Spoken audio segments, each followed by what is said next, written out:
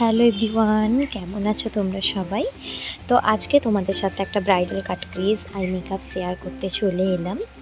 তোমরাও যদি এরকম সুন্দর সুন্দর আই মেকআপ শিখতে চাও তাহলে অবশ্যই ভিডিওটি শেষ অবধি দেখো এবং লাইক কমেন্ট শেয়ার করে চ্যানেলটিকে সাবস্ক্রাইব করে আমার পাশে থেকো।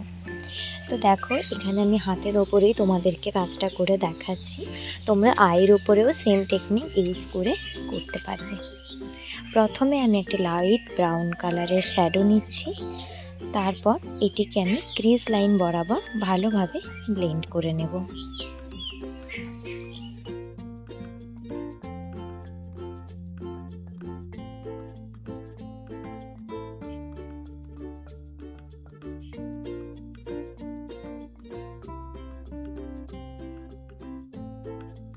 এরপর আমি এখানে মিডিয়াম ব্রাউন কালারটা নিচ্ছি, যেটা একটু অরেঞ্জিশ টাচ আছে। এই কালারটাকে নিয়ে আমি আউটার কর্নারে ভি শেপ বরাবর ভালোভাবে ব্লেন্ড করে নেব। আই মেকআপ আমরা যত ভালোভাবে ব্লেন্ড করব তত ভালো একটা লুক দেবে। তো দেখো, আমি হালকা হাতে ব্লেন্ড করছি, কেউ কিন্তু জোরে প্রেশার দেবে না।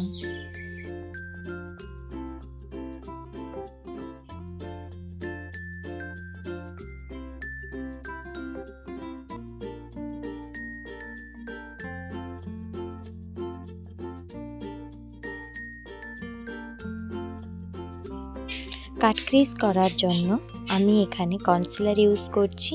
কনসিলারে আগে দাগ দিয়ে নিয়ে মার্ক করে নিয়েছি, যাতে আমার ক্রিজ লাইনটা প্রমিনেন্ট হয় এবং সুন্দরভাবে আমি কাট ক্রিজটা ড্র করে নিচ্ছি।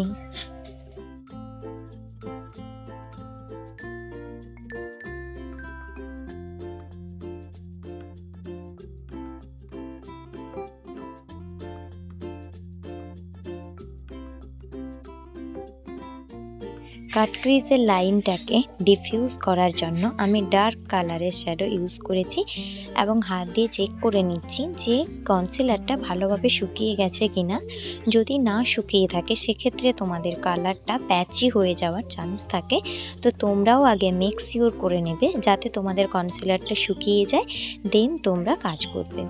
এরপর যথারীতি মিডিয়াম কালার ইউজ করছি, কারণ আমাদেরকে সবসময় আই মেকআপ করার ক্ষেত্রে কর্নারে ডিপ কালার এবং আইর ইনার কর্নারের দিকে লাইট কালারে যেতে হয়। তো সেই প্রসেস ওয়াইজ আমি প্রথমে ডিপ কালার দিয়েছি, তারপর মিডিয়াম কালার দিয়েছি এবং সবশেষে ইনার কর্নারের দিকে একটি লাইট ব্রাউন কালার দিয়ে সেট করে নিচ্ছি।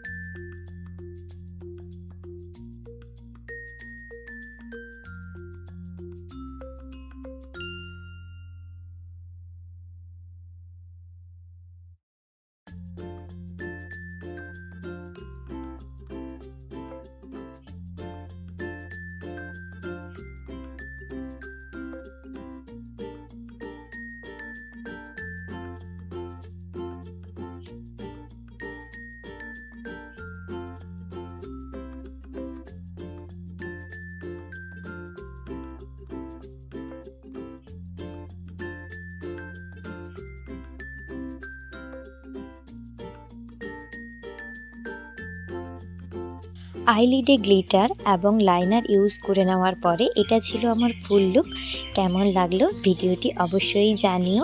আরও নতুন নতুন ভিডিও পেতে আমার চ্যানেলটিকে অবশ্যই সাবস্ক্রাইব করে দিও।